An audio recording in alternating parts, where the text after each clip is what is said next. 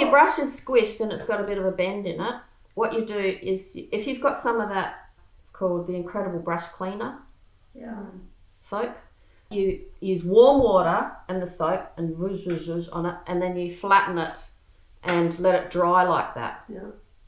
So you might need to rest something on top of it while it's drying. Would even just warm water and then so you shape it, and the soap actually keeps it in position. And then when you do a rinse afterwards, it should stay in shape, and then you dry it again in the right shape. If you want to keep it safe in your crate, one way might be to just get some card and fold it in half and just sort of put it in between and make a little pocket for it.